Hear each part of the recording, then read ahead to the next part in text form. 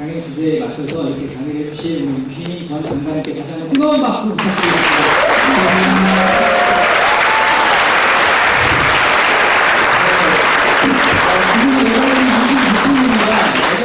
지금 30분부터요, 지식토크, 예, 시간. 예, 저는 여기서 이렇게 좀 굉장히 편안한 상태에서 바로 이어가도록 하겠습니다. 아까 서두에 우리 유시민 장관님께서 대통령 후보들은 힐링 캠프 토크를 한다 이렇게 말씀하셨죠? 오늘 바로 할 거예요, 지금. 바로 합니다. 관악은 거기서 바로 나오면은 바로 하는 관악입니다. 우리 유 전 장관님, 유시민 전 장관님, 만나뵈니 정말 반갑습니다. 왠지 어색해. 그죠? 원래 처음은 이렇게 어색한 거예요. 왜냐하면 안 해봤기 때문에. 그래서 뭐든지 처음이 힘들다라는 겁니다. 예, 질문이 이제 한 10가지 사전 질문을 이제 접수를 했어요. 10가지. 예, 10가지인데, 이제 단답형으로 해주셔도 되고요. 좀 부연 설명해 주실 수 있으면 부연 설명도 해주시면 될 것 같습니다. 참고로 우리는 대본으로 이루어지지 않습니다. 사전, 100% 리얼, 사전 제가 뭐 이거 할 겁니다, 이거 할 겁니다. 없었어요. 즉흥해서 받은 거기 때문에. 요즘 강연을 많이 다니시는 것 같은데요. 목 관리라든가 이제 건강 관리를 어떻게 잘 하시는지. 대책이 없어요. 대책이 없습니까? 그래서 지금 감기. 예, 그냥 합니다. 그냥 한 게. 12월 19일까지 그냥 버티겠지. 예. 오늘 또 끝나고 다음 스케줄이 어떻게 되세요? 지금, 창원을 가야 되는데, 지금 못 갈 것 같아요. 약간 상태가 불량해서. 네. 창원. 만약에 가시면 주로 어떻게 이동하세요? 지금은 승용차로 갈 수가 없어요. 가면. 가면. 네, 왜냐하면 내일 권영길 경남도지사후보가 새벽부터 토요일날 출근 인사부터 하는데, 같이 창원에서 한다고 해서 지금 원래 계획은 갈 계획이었는데 지금 상태가 약간 안 좋은. 안 좋은 것 같아요. 네, 여러분 박수 한번 주세요.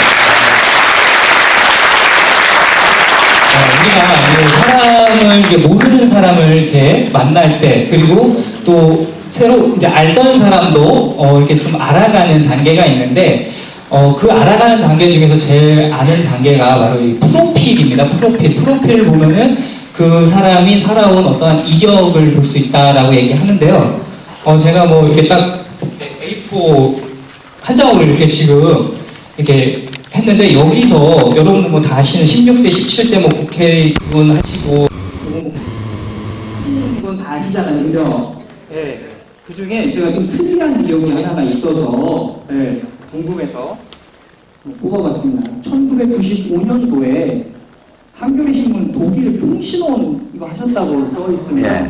이거 어떤 일 하신 거예요?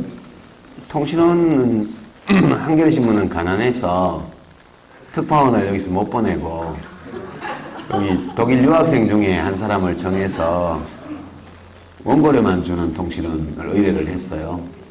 제가 독일 유학생 시절이었기 때문에 저 앞에 다른 분이 유학생이 하시다가 그분이 학위하고 귀국하셨기 때문에 이어받아서 제가 한 2년 정도 했던 것 같아요.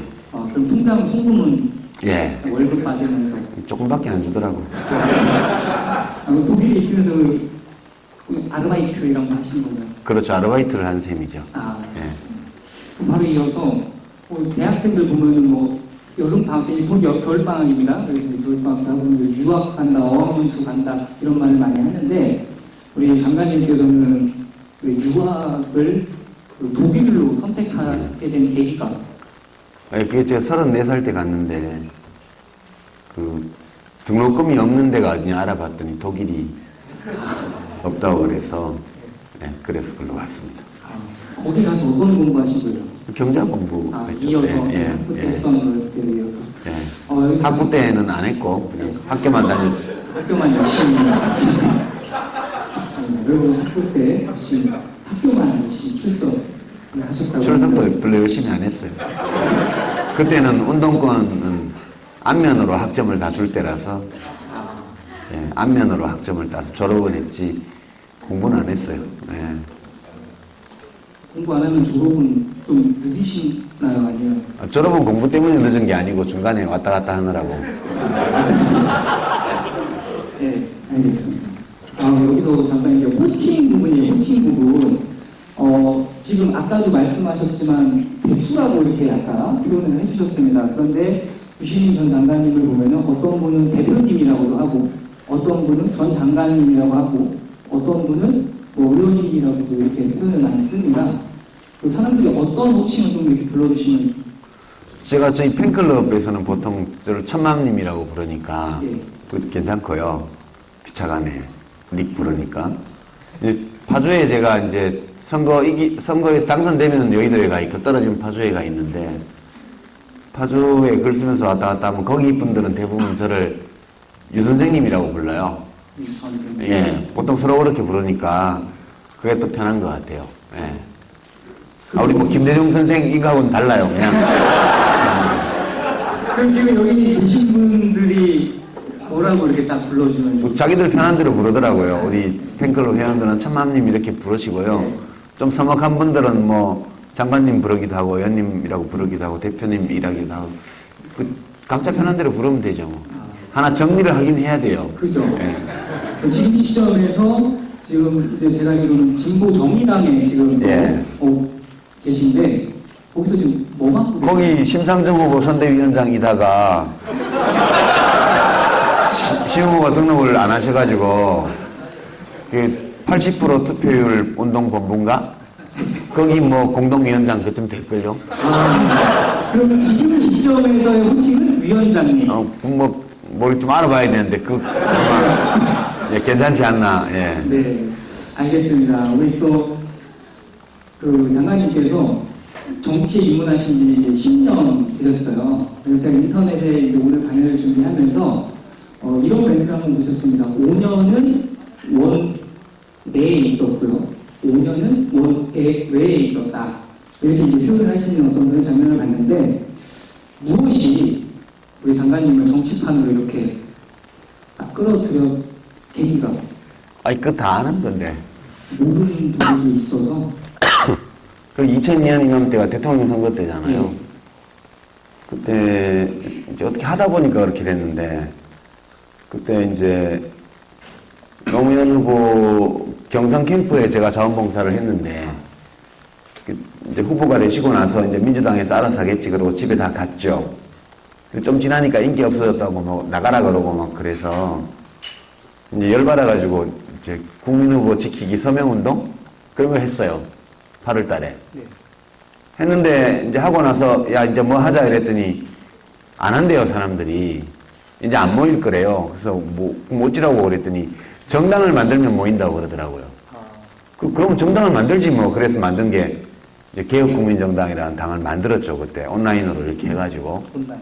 예. 근데 노무현 대통령이 후보가 안 쫓겨나고 또 거기 버텨가지고 저 단일 후보가 되셔갖고 대통령이 되셨어요 또.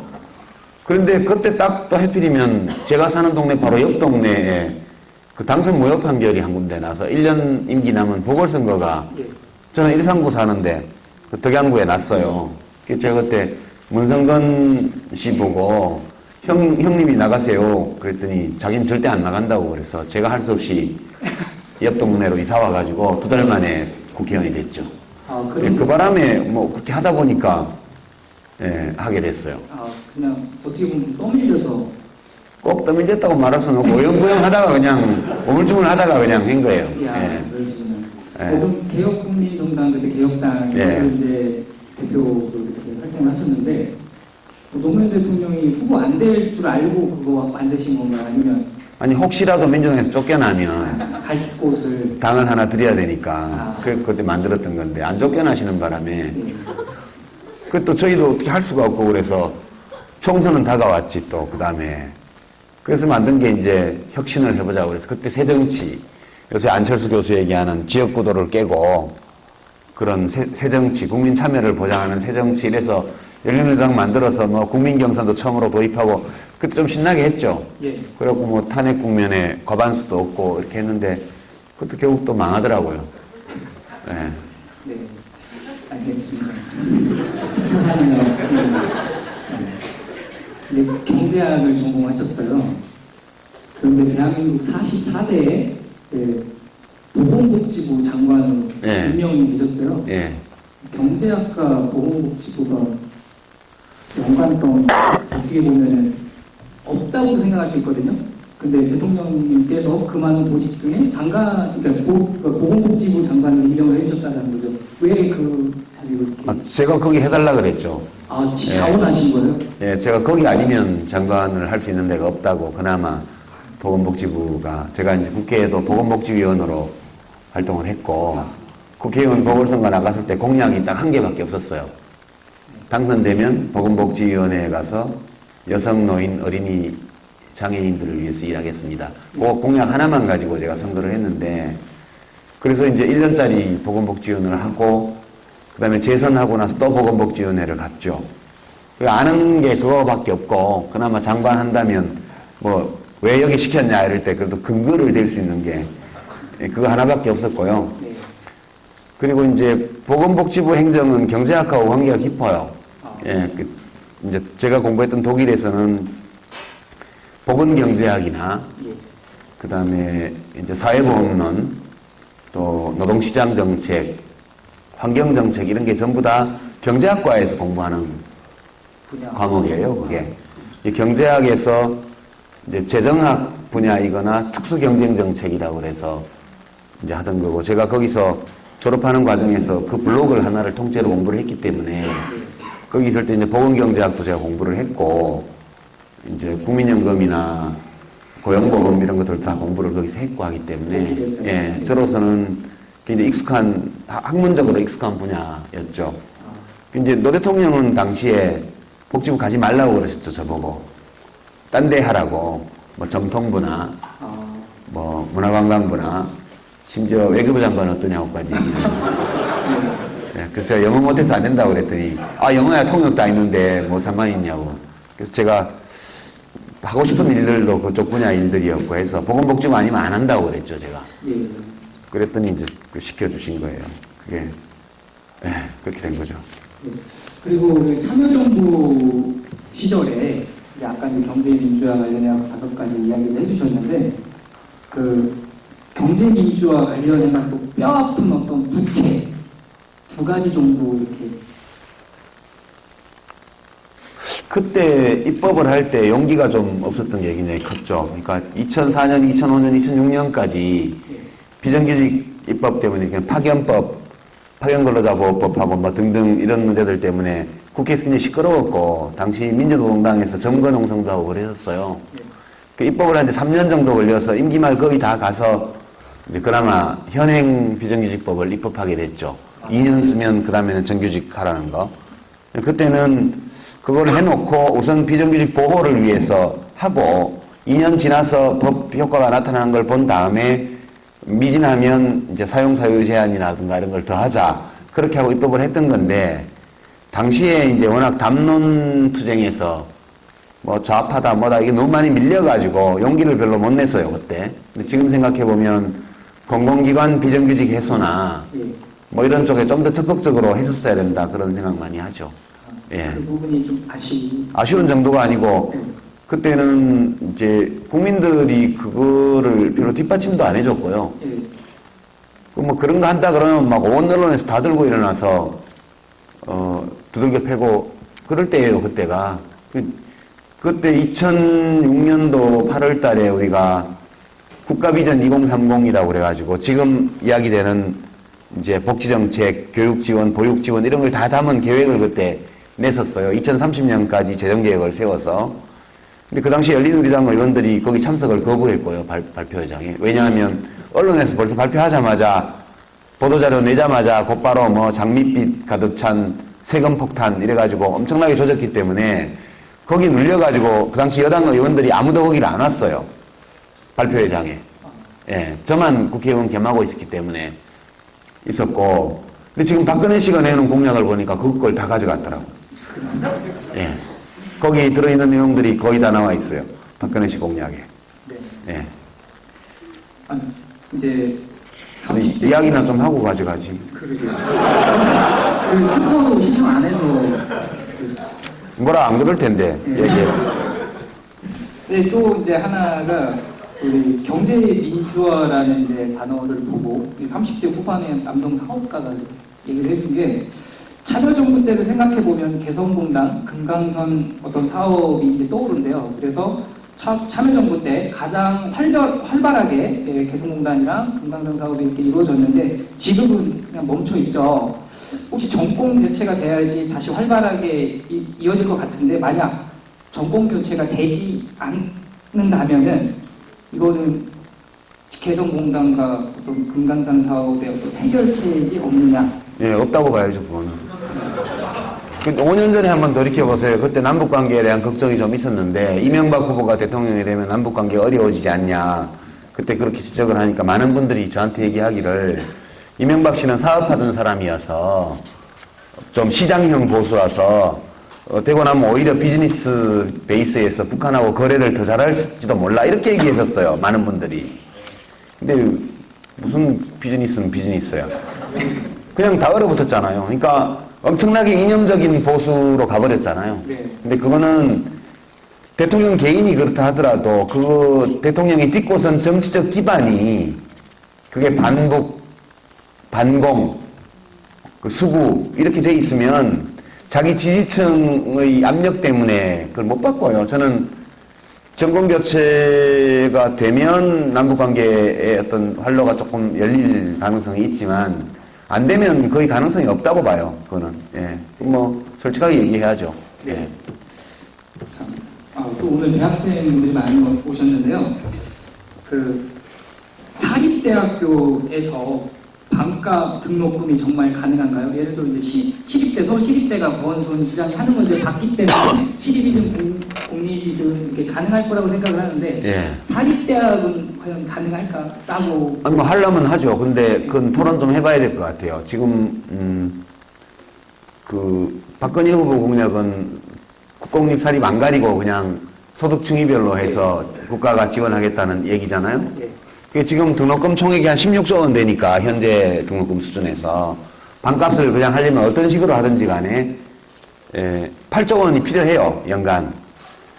8조 원이 필요한데 앞으로는 대학생 숫자가 좀 줄어드니까 장기적으로는 좀 줄 텐데 8조 원을 어떻게 쓸지에 대해서는 좀 더 사회적인 토론이 필요하다고 봐요. 왜냐하면 문재인 후보 공약이 이제 공립대 통합 네트워크 안하고 이제 국공립대 즉각 반값 사립대 단계적으로 확대 이건데 제가 국민참여당 정책연구원장 시절에 발표했던 그 이제 교육개혁안이 있어요. 그걸 거의 민주당에서 다 갖다 썼는데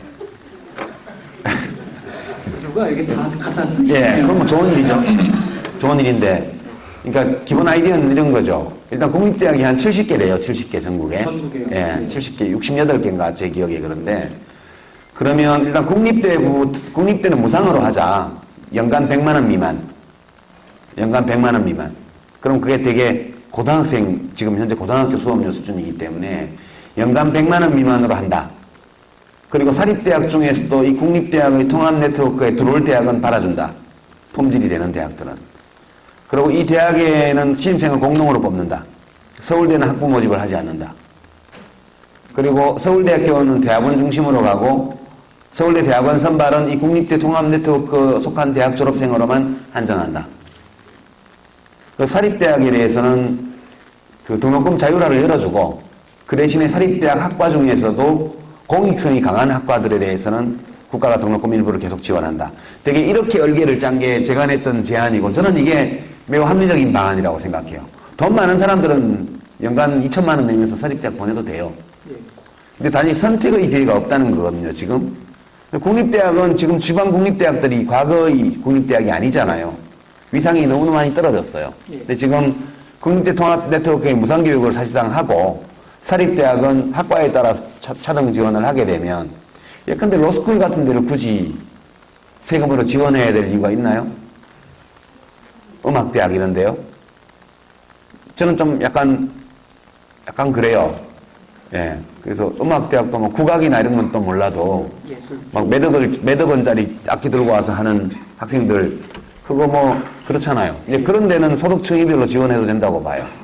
근데 여하튼 일률적으로 반값을 하는 것은 여러 가지 문제가 있을 수 있다고 저는 봐요. 그래서 국공립대학과 사립대학의 차별화, 특성화, 그리고 선택의 기회를 학생들과 부모들에게 열어주고, 예, 그렇게 한다면 국립대학, 지방 거점 국립대학들이 새로 경쟁력을 확보할 수 있을 거라고 저는 봐요. 그렇게 하고, 예, 사립대학의 재정 지원은 줄이고, 예, 국공립대학으로 국가 재정 지원을 집중하면 저는 이제 사립대학은 미국식으로 가는 거고, 공립대학은 유럽식으로 가는 거고, 그렇게 해서 선택의 폭을 열어주는 게 합리적인 정책 같은데, 이렇게 안 하셨더라고요, 공약을. 혹시 이제 독일에서 유학을 하셨잖아요. 독일에 있는 대학들이 이제 장관님께서 말씀하신 그런 제도를 현재 뭐 쓰고 있나요? 아니면 독일은 사립대학이 거의 없어요. 다 대부분? 예, 비즈니스 스쿨이나 이런 이름으로 생긴 조그만 전문대학들 말고는 다 국립이죠. 전문대학이든 뭐 유니버시티든 다 국립이고 도시 하나에 대학 하나밖에 없고요. 예, 그리고 유일한 예외가 베를린이 이제 훔볼트 대학하고 베를린 자유대학하고 베를린 공대하고 세 개에 있는 게 유일한 예외고 나머지는 도시 하나에 대학 하나예요. 그리고 모든 대학은 예, 전부 아비투어라고 그래서 자격시험만 합격하면 응시할 수 있도록 돼 있고 너무 지원자가 많은 학과는 대기 명단이 있죠. 10개 학과 정도. 누메러스 클라우스라 그래서 정원 제한이 있는 학과가 있어요. 나머지는 뭐 다 자유롭게 가고 학교가 학생 선택권이 없어요. 예. 학생이 학교를 선택하는 거지. 다만 학교가 시설 조건 때문에 학생 수를 어쩔 수 없이 제한해야 될 때 그때는 이제 좀 경쟁이 있죠. 나머지 학과들은 자기가 가고 싶은 대학 그냥 가는 거고 학비는 다 무료고 그건 무슨 박사과정, 교수과정까지 다 마찬가지니까요.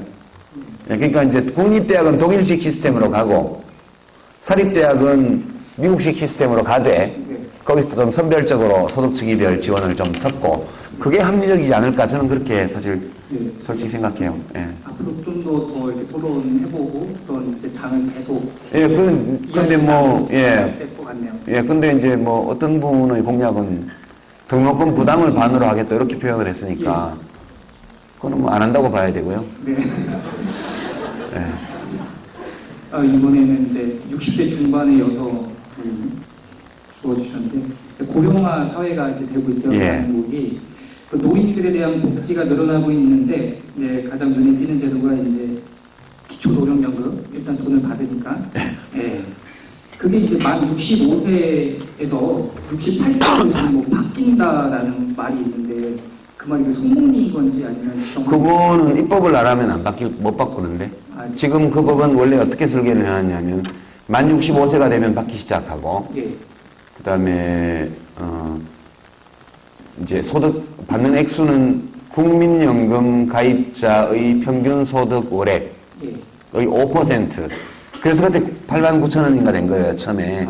그러니까 해마다 국민연금 가입자들의 명목 소득이 월급이 올라가면 자동으로 기초노령연금 액수도 오르게 돼 있어요.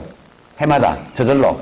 근데 지금 이 정부 들어서 그 5%를 안 지켰어요, 지금. 그래서 인상 속도가 굉장히 느리다고요.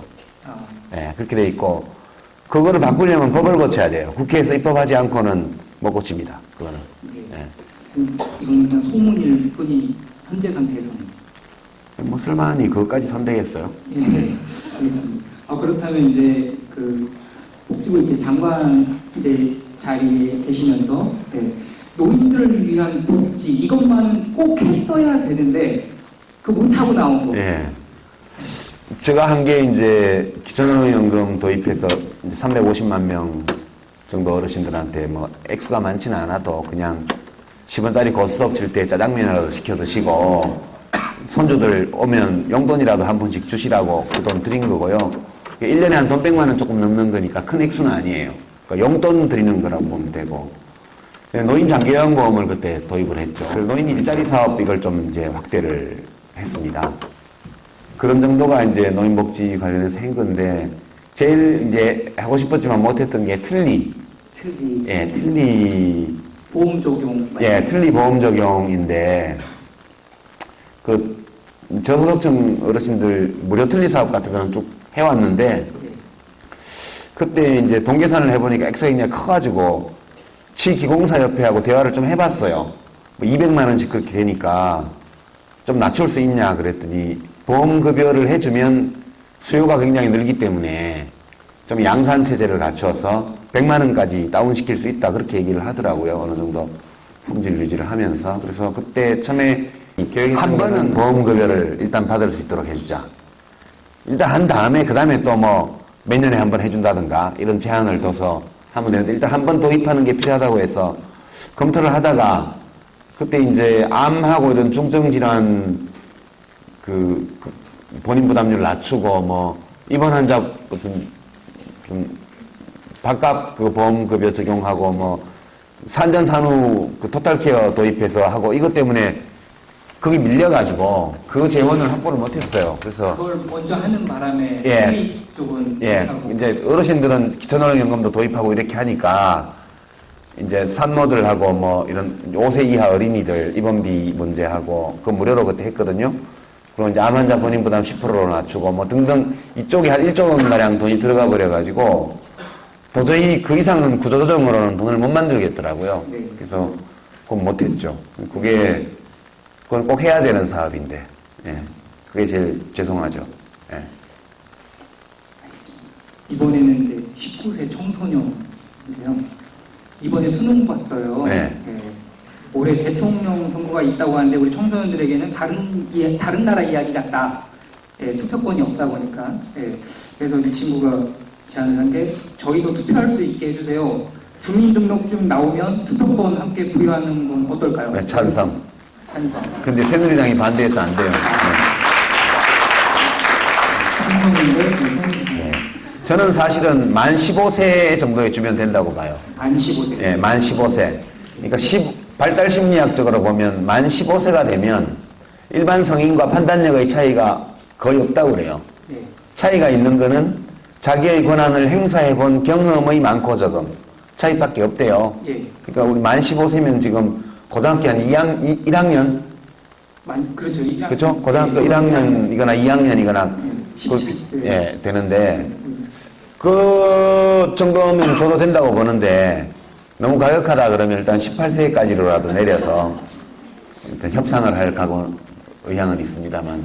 예. 혹시 지금 국회의원님들이 그런 법안을 뭐 한 번이라도 냈던 그러면 진보당에서는 계속 냈죠. 18세로 낮추는 거.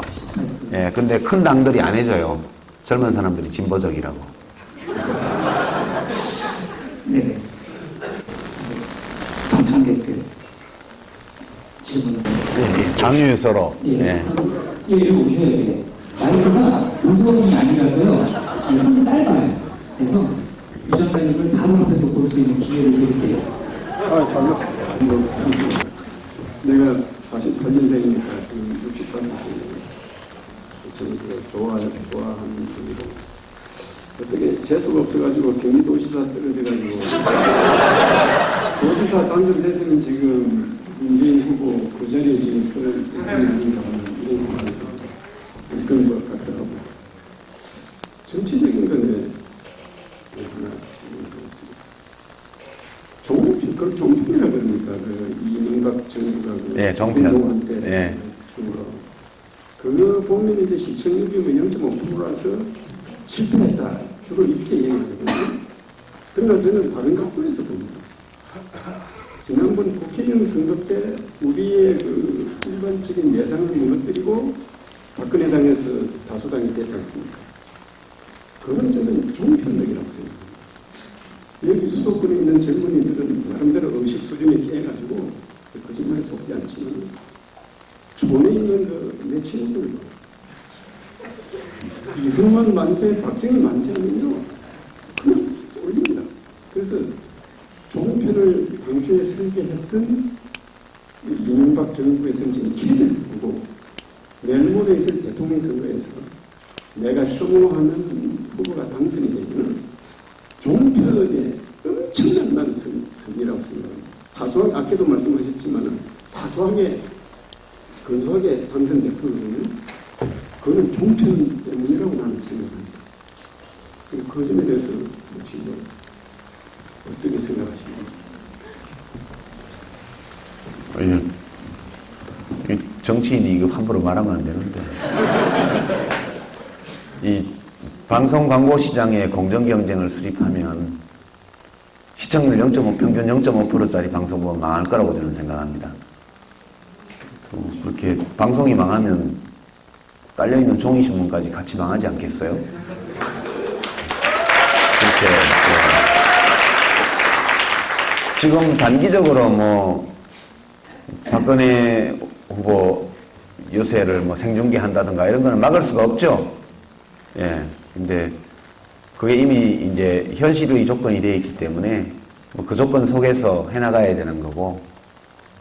예. 근데 뭐 결과적으로는 예. 옛날에 저 케이블 TV 처음 도입될 때 그 황금알을 넣는 거위라는 소문을 듣고 거기 투자했다가 망한 출판사들이 여러 있거든요. 그렇게 됐으면 참 좋겠다 그런 생각을.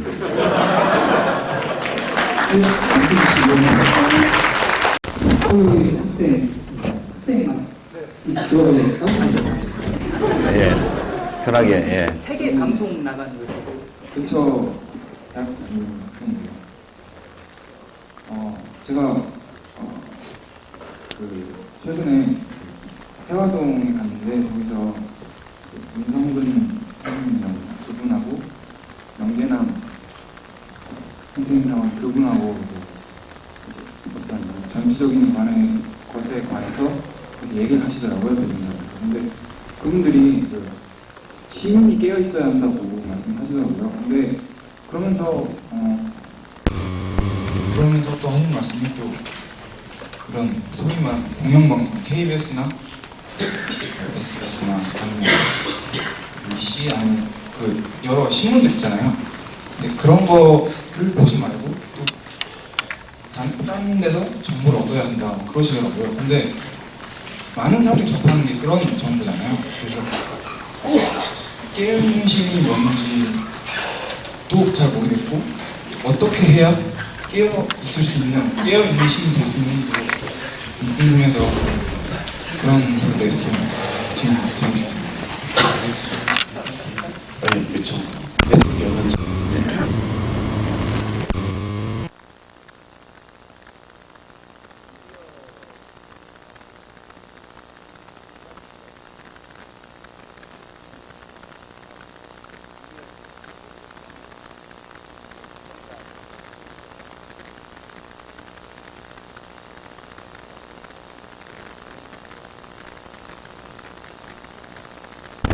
그죠? 이제 조중동 같은 보수 신문들의 위력 이런 것들도 몇백만 부씩 매일 찍어서 뭐 식당이고 관공서고 뭐 버스 정류장이고 다 그 신문들이잖아요. 근데 사람들이 어떤 신문이나 방송에서 나오는 정보를 볼 때 이게 팩트에 부합할 사실일까 아닐까 이런 거에 대해서 자기 문제가 아니면 대체로 뭐 어느 정도 사실일 거라고 생각하고 받아들이기 때문에 그런 탄원론에는 일종의 약간 일리가 있는 것 같아요. 제가 보기에는. 이제 그 동시에 우리들 각자는 또 아주 독자적이고 때로 개폐한 독립적 정보 처리자들이잖아요. 근데 뭐 제가 장관할 때 뭐 어르신들 위해서 뭘 많이 했습니다. 아무리 말씀드려도 나는 싫어 그런단 말이에요. 어르신들이. 그러면 어르신들은 그런 정보를 받고도 나름대로 처리한다는 뜻이에요. 그거를. 그리고 또 뭐 보수 쪽에 보수 정치인이나 정당들 쪽에서는 청년들에게 또 달콤한 말을 해도 그게 다 받아들여지는 게 아니잖아요. 청년들도 보면 독립적인 정보 처리자들이에요. 그러니까 깨어있는 시민이라고 하는 거는 제가 해석하기에는 정보 처리의 독립성을 가진 주체를 말하는 거예요. 자기 나름대로 생각하고 정보의 사실성, 사실 여부와 중요성의 여부, 내가 얻는 여러 정보 사이의 상호관계에 대해서 나름으로 그걸 처리하는 어떤 독립성을 갖고 있으면 그건 이제 깨어있는 시민이라고 봐야죠. 일방적으로 정보에 노출될 때 그 정보에 끌려가는 사람은 이제 잠자는 시민이라고 봐야죠, 그거는. 근데 그 경계선이 어딜까? 그건 매우 애매해요, 그거는. 확실치가 않고. 그런 거고, 지금은 이제 그 정보혁명 시대이기 때문에 그 특정 사안에 대한 여러 매체들의 보도를 비교하면서 보잖아요, 우리가. 그리고 그거에 대한 해석을 사람들이 SNS나 뭐 이런 것들을 통해서 또 해석을 붙여서 그걸 돌리잖아요.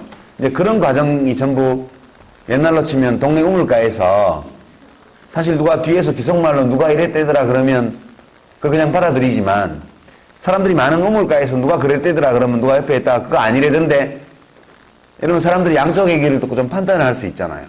그래서 결국은 그런 지배 매체, 주류 매체의 어떤 그런 지적으로 지배당하지 않기 위해서는 자기가 활용하는 대항 매체가 있어야 된다고 저는 보는 거죠. 아마 그분들도 그런 얘기였을 거고요.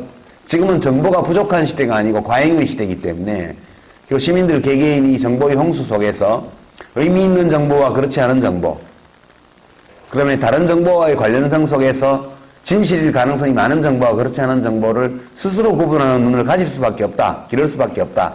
그렇게 생각해요. 누가 해줄 수는 없는 것 같고요.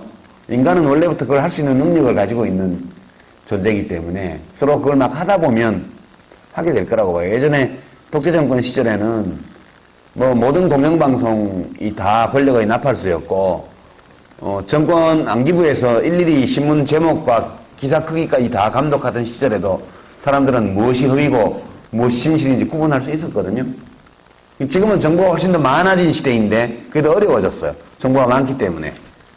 그래도 역시 이런 일방적으로 총알처럼 쏘아져 오는 정보를 자기 스스로 받아서 처리할 수 있는 그런 능력을 길러야 되고 그 과정에서 여러 가지 대한 매체들을 활용할 수가 있다. 저는 그렇게 생각해요. 예컨대 뭐 요즘 트위터를 다 쓰니까 누구를 팔로잉 할 거냐 이렇게 말을 볼 때 대체로 지배적인 매체에서 주는 정보와는 반대되는 정보나 또는 반대되는 해석을 제공하는 사람들을 지식인들을 팔로잉 할 수도 있겠죠. 그럼 타임라인에 주요 사건이 생기면 그에 대한 멘션이 뜨니까 자기가 생각해 볼 수 있는 좋은 기회가 되리라고 보고요. 또는 뭐 그런 문제들에 대해서 블로깅을 자주 하는 그런 블로거를 또 사귀어두는 온라인에서 사귀는 것도 좋은 방법인 것 같고요. 저는 개인적으로 진중권 씨가 교수가 보내는 트윗 멘션들이 때로 굉장히 도움이 될 때가 있어요. 어떨 때는 좀 지나치게 많이 오기도 하지만.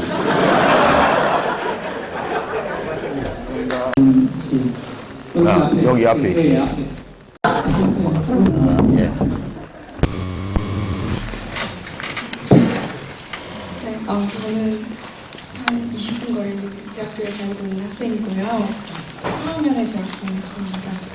제가 질문 드릴 건 오늘 강연에 대해서 질문을 드리고 싶었는데 아까 경제 문제화가 해결되기 위해서는 이런 5가지 문제들이 해결돼야 된다고 말씀해 주셨어요. 근데 저는 이제 취업 전선에 어떻게 보면 학생으로서 그런 거대한 문제들의 그런 직접적인 영향을 많이 느끼고 있는데 실제로 정말 그런 문제들이 하나하나 해결되기 위해서 지금 뭐 대선 공약들도 많이 나왔지만 가장 중요한 게 어떤 거고 또 그렇게 되기 위해서 얼마나 시간이 걸릴지에 대해서 여쭙고 싶어요. 예.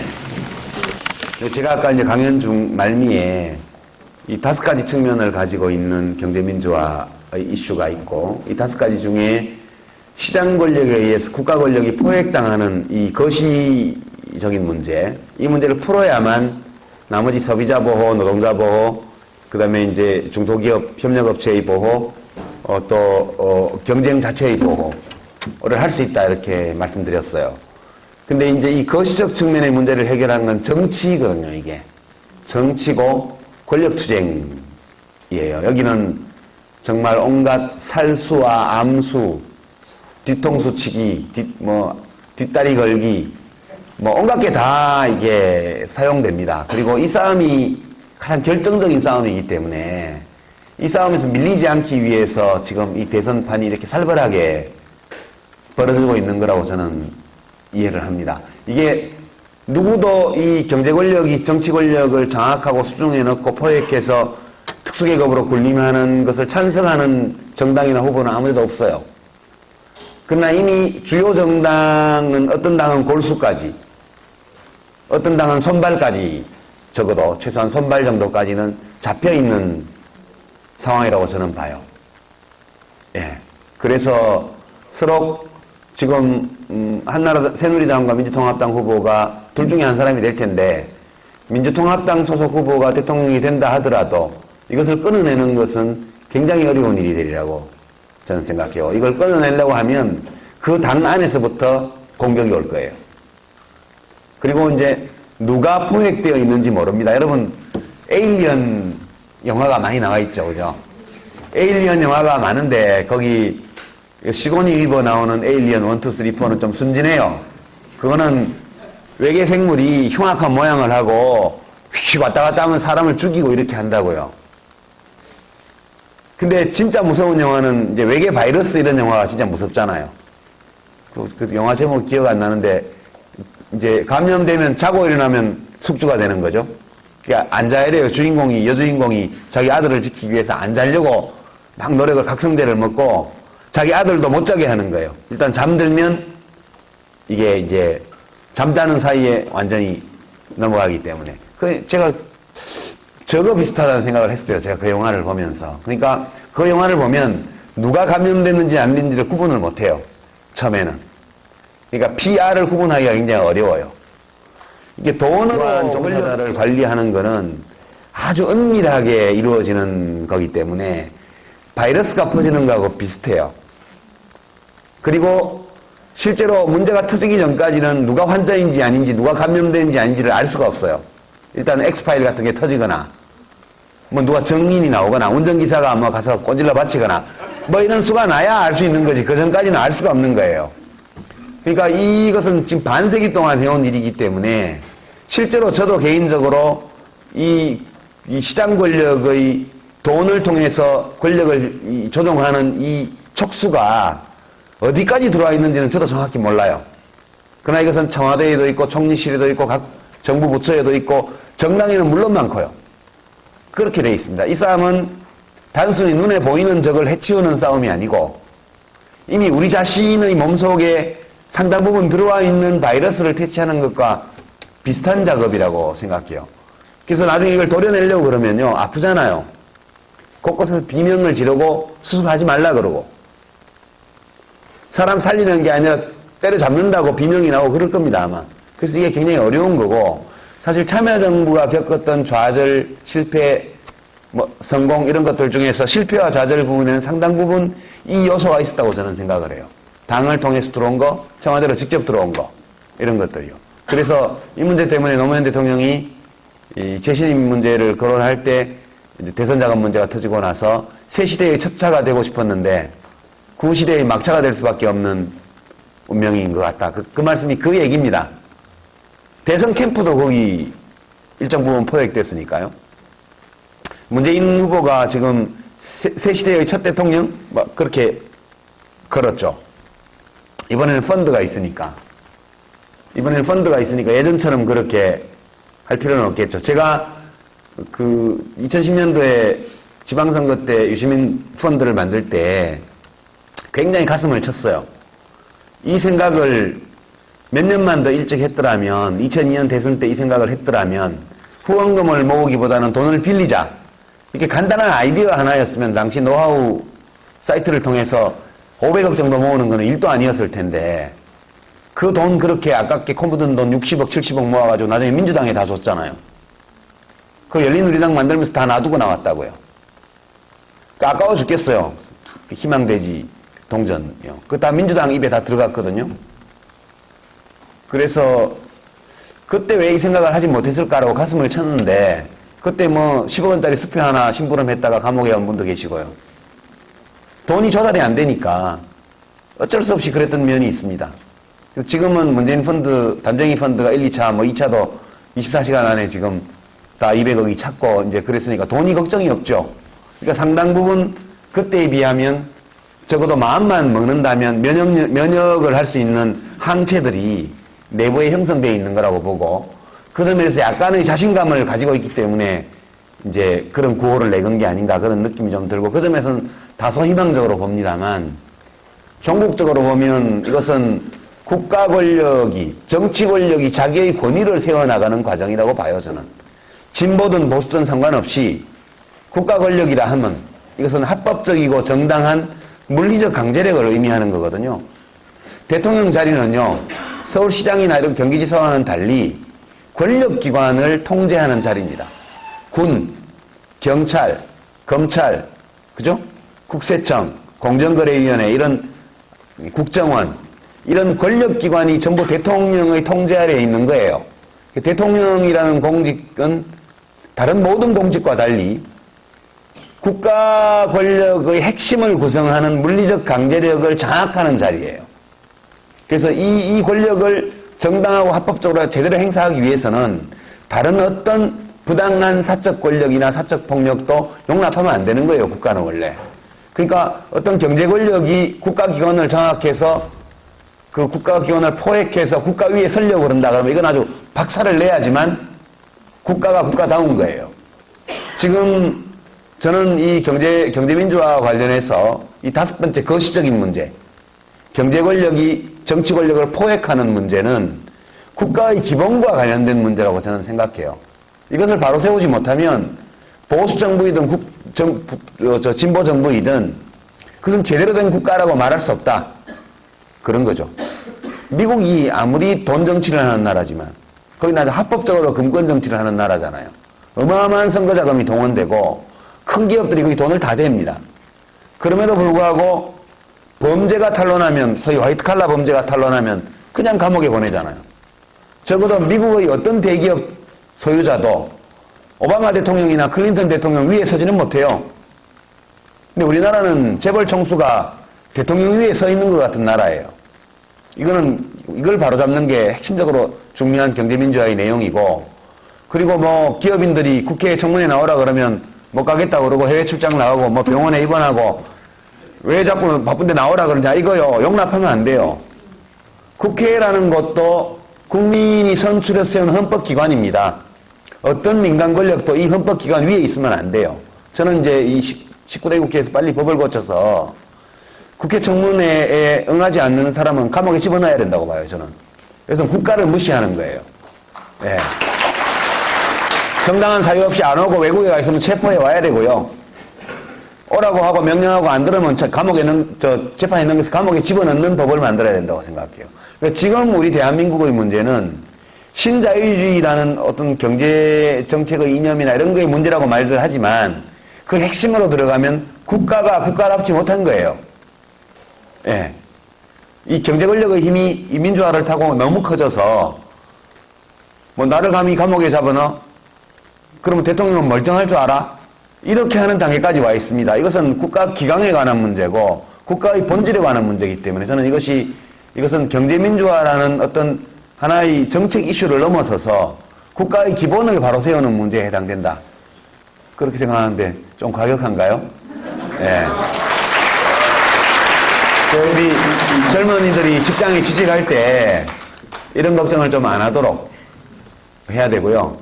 지금 시장에서는 재벌 총수가 어떤 재벌 총수가 아들이 술 먹다가 싸웠는데 그는 복수한다고 두들겨서 감옥 가면 그 회사 주가가 올라가요.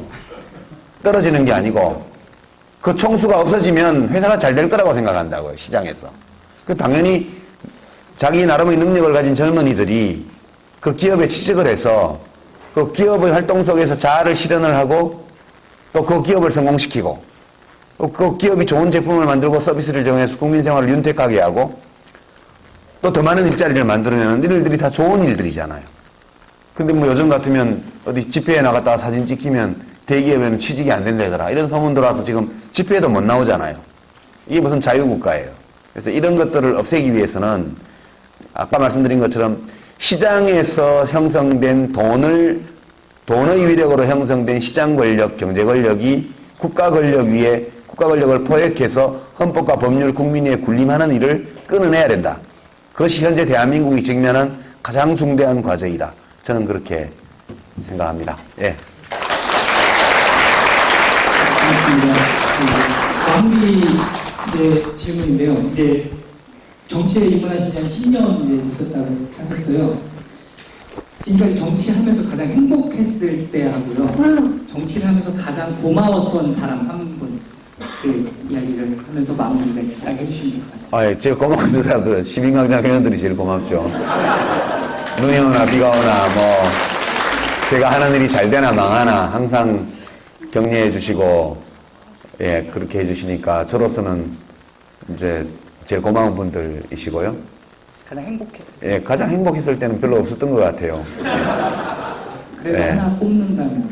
그때 제가 국민연금법이 부결되는 바람에 대통령께 인책 사퇴를 시키시라고 건의를 했다가 대통령이 좀 있어봐라, 그냥 일단 사의 표명했다는 것만 얘기하고 장관도 하고 있어봐라 해서 2달을 더 했거든요.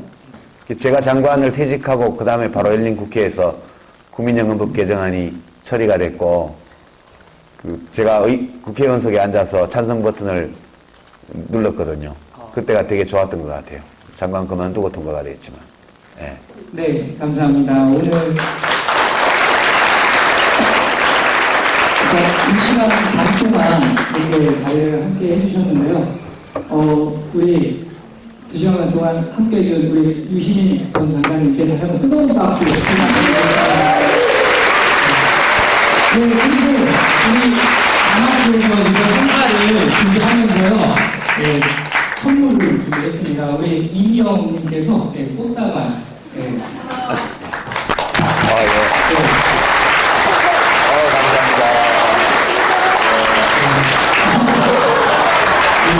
네, 그리고 저희 멀리서 오셨어요. 인천에서 오셨습니다. 오늘 강연에 오셨습니다.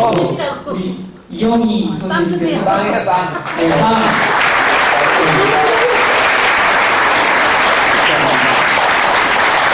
이제 팬들한테 선물 받으시면 어때요, 대표님? 제가 가고 들어가면 또 현옥이 또 행사가 떠나냐고 제가 네. 고맙습니다, 여러분. 오늘 지금 밖에 이제 비가 그쳤나요? 네.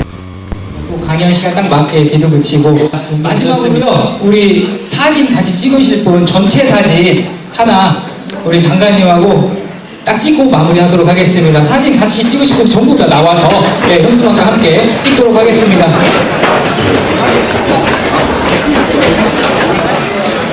한 카메라 보면서